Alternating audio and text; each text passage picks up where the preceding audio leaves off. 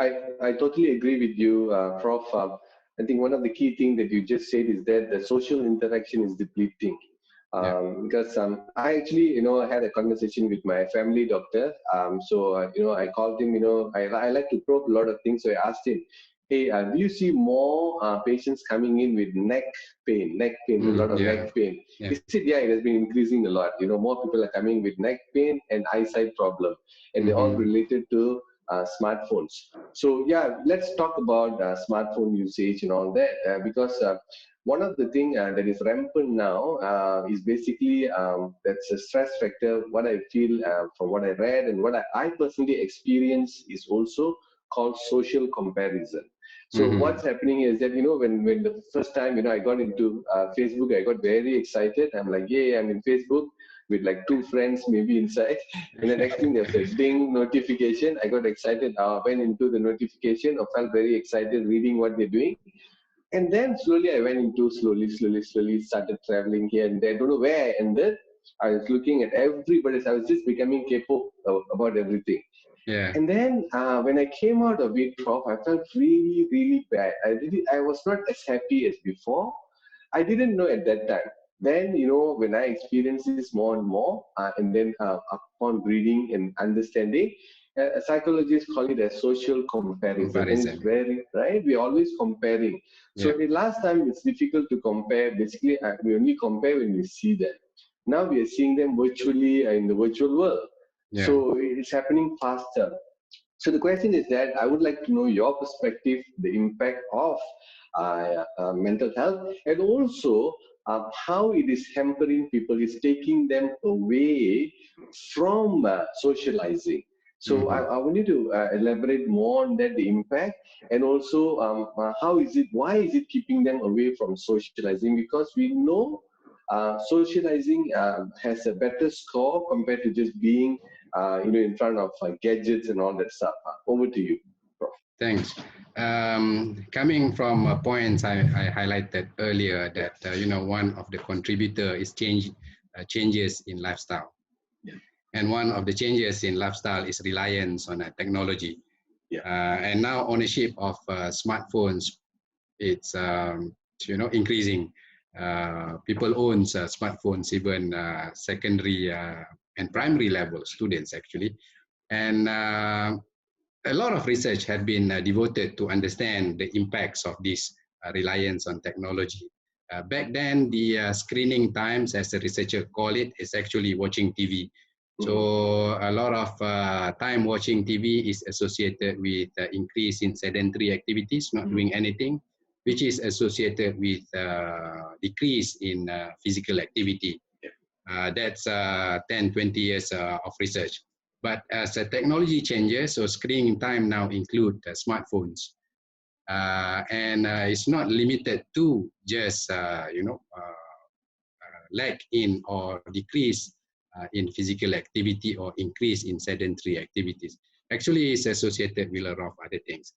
But one thing which is clear, that researchers found there is no direct effects of smartphones to mental health. It's not conclusive. But the pattern is there that it affects other things. So indirectly, it will affect mental health from, for example, loss of sleeps, which affects sleep quality, which will affect concentrations, which will affect memory, and to some extent academic performance if you are talking students, or job productivity if you are talking adults. And loss of concentrations and lacking memories is associated with some symptoms of depressions and other things. And this indirect pathway actually is also related to the content of the internet. So coming back to your questions about social comparisons, actually reliance on the social media is not as positive as it should be. It was created with a positive functions, but the way people use it that create the issues. And individuals, humans, is comparative beings. We tend to, It's cognitively, it's a cognitive bias where we tend to compare ourselves to others. And in psychology, there is two identify or observe orientations or the way people see themselves. One is called a performance orientations, another one is called task orientations. So for a performance oriented individuals, they define themselves or they define success relative to other people. So if they are better than other people, they are successful. If they if they do not outperform other people, then they are not successful. Although they do quite well, but still, if there are people who are better than them, then they will always feel inadequate, unsuccessful. On the other hand, we have these task-oriented individuals where they define success, where they define themselves as relative to themselves. So even if they do not do well, but did better than they were, they consider themselves okay. So mental health issues, stress-related issues are usually coming from these orientations, performance orientations.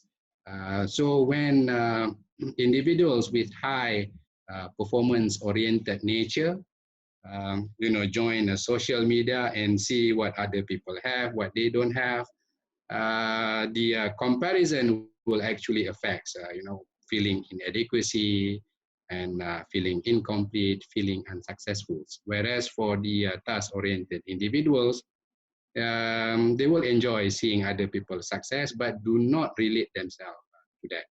So comparing ourselves to others, partly contributes to this increase in issues in mental health, actually.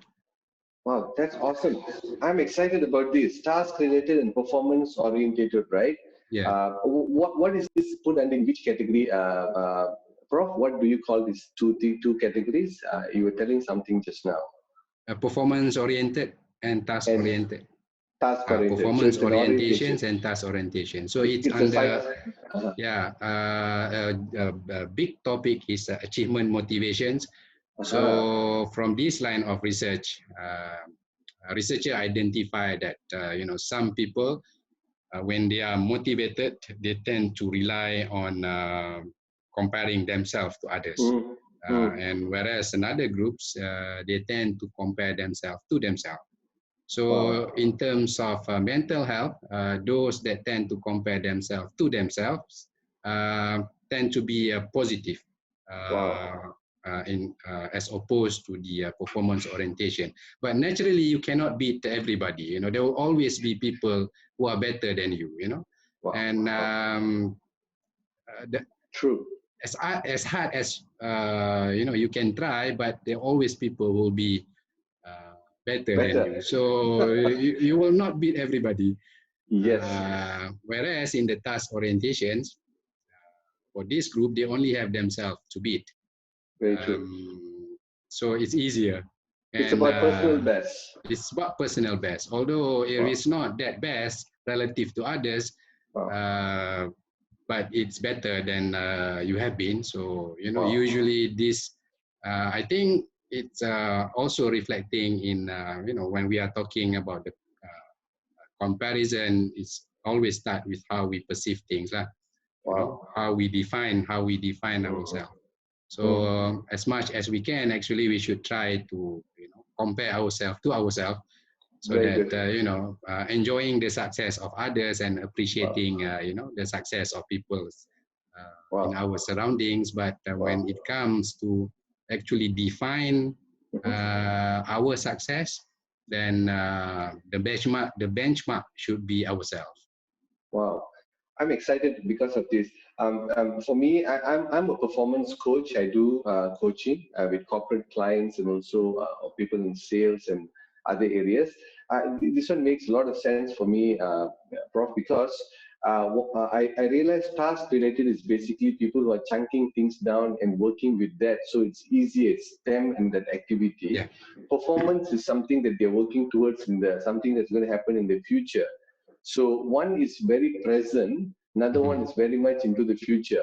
So one of the things that we see in these 12 years of doing this work, we always say that be a celebrator, celebrate the closeness of the match. You're Mhm. moving a bit, celebrate. It's you and the goal, the task that you're doing, Yeah, compared to being a scorekeeper. When am I going to be there? When am I going to be successful? When am I going to buy that car, that house? Because yeah, that guy has bought the house. That creates a lot of stress, which is basically definitely, anxiety, right? Because it's beyond our control. The only thing that we are in control is task. The task definitely, in front of me, I should give my 100%. If I do it, I'll be better than just now. definitely. So amazing. Yeah, yeah. Go But ahead, Prof. this is not to suggest that when we are a task-oriented person that we Mm. set the goals at mediocre levels. Yeah, No, it's not that. I mean, yeah, the goal settings we should work towards high goals and yeah. being flexible and other things. Sometimes we can reach Yes. it, sometimes we cannot. But Yeah, it's never to compare ourselves to others because it's more difficult to. It's something which is out of our control. yeah, Our task, our achievement is something that we can yeah, control, but yeah, others we cannot control. yeah. This I'm going to connect to it in a later question because Mhm. it's very exciting about this, because I think it's closely related to your what you call your habituation for the athletes and all that.